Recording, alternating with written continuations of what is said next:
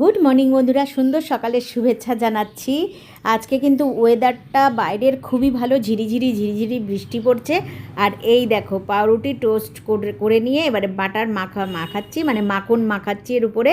আর অনেক দিন ধরে না এই স্যান্ডউইচটা খেতে খুব ইচ্ছা করছিল, কিন্তু ঘরের মধ্যে এটা অনেক সময় থাকে না, ওইটা থাকে না, এটা হয় না। আজকে সব কিছু আছে, তার জন্য ভাবলাম এরকম একটু স্যান্ডউইচ করেই নিই। তবে হ্যাঁ, এই স্যান্ডউইচটাকে কিন্তু অনেকভাবে আরও অনেক কিছু দিলে অনেকটা ভারী খাবারের মতন তৈরি হয়ে যায়। তো দেখো, প্রথমেই মাখন দিয়ে দিলাম, তারপরে একটু গোলমরিচ দিলাম, তারপরে দিয়ে দিলাম মেয়োনিজ। তো দেখো যতটা করে সম্ভব, মানে ইচ্ছা তো হচ্ছে যে বেশি ভরভরকে দিতে, কিন্তু তবুও স্বাস্থ্যের উপরে তো একটু নজর রাখতে হবে, তার জন্য কিন্তু অল্প করেই দিয়ে দিলাম।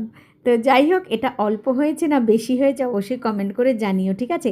এটা আমি দুটো সেট তৈরি করছি, মানে এটা একটা আর আরেকটা সেট, মানে দুটো সেট। চলতি ভাষায় বললাম, আর বলবো কি, বলার আগেই জল এসে যাচ্ছে জিভে। তো দেখো মাখিয়ে নিলাম।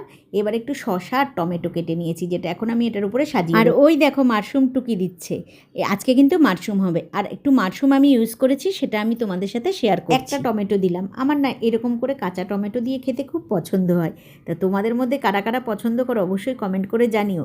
কেউ যদি চিকেন ভালোবাসো, তবে চিকেনের একটা পিসকে সেদ্ধ করে এরকম হালকা করে স্লাইস করে কেটে ওপর থেকে দিয়ে দিলেও দারুণ লাগে খেতে। কিন্তু জানো তো, লেটুস পাতা অনেক কিছু দেওয়া যায়, কিন্তু সেগুলো তো আর ছিল না, তার জন্য এইভাবেই করলাম। একটু নুন দিয়ে দিলাম এগুলো সাজানোর পরে ভেজিটেবলগুলো।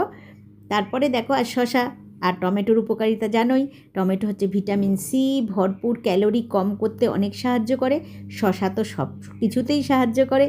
অন্য খাবারকে, শসা কিন্তু নিজে হজম হয় না, কিন্তু অন্য খাবারকে আমাদের হজম করতে সাহায্য করে শসা ওয়েট লস করতেও কিন্তু শসা ভীষণ উপকারী।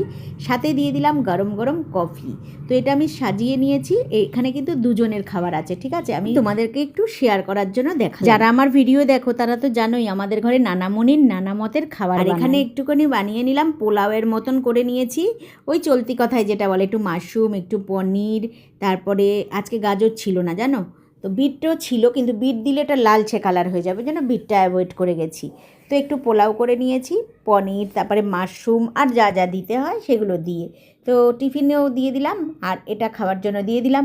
তো সবাইকে কিন্তু আজকে এটা দিয়েছি। দেখো দেখো ভেতরটা কি সুন্দর হয়েছে না?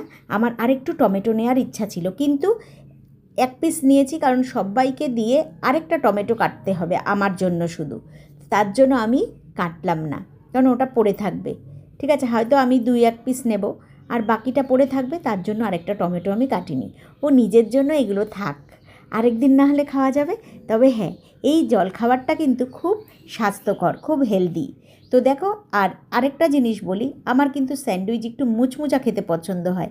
তবে সবাইকে দিতে দিতে না, এই স্যান্ডউইচগুলো যদি এরকম করে বাটার, মানে মেয়োনিজ সব কিছু দেওয়া আছে, তো নুন আছে এর মধ্যে দেয়া, তার জন্য কিন্তু একটু নরম হয়ে গেছে, যেটা আমার খাবারটার সাথেই সবার জন্য ভাবতে গেলে নিজের জন্যই ভাবা হয় না, ঠিক কি না বন্ধুরা? তবে শান্তি আছে এর মধ্যে। আছে শসা, টমেটো, বাটার, মানে মাখন, মেয়োনিজ, তারপরে একটু পনির, ঠিক আছে? তো কেমন লাগলো, আর তোমরা কে কে এরকম খাবার খেতে পছন্দ করো অবশ্যই কমেন্টে জানিও।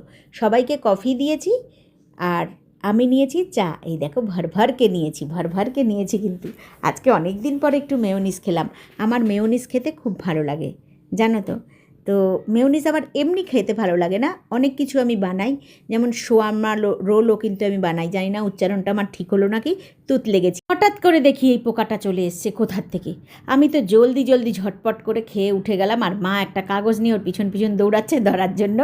খাবারটা আর একটু সময় নিয়ে আরাম করে খেতাম, সেটা আর হলো না, ভয়ের চোটে উঠে যেতে হলো যে আমি ভাবছি গান্ধী পোকা মনে হয়। তোমরা যদি জেনে থাকো এটা কী পোকা অবশ্যই কমেন্টে জানিও। তো বন্ধুরা, আমার সাথে এতক্ষণ থাকার জন্য অসংখ্য ধন্যবাদ। টাটা।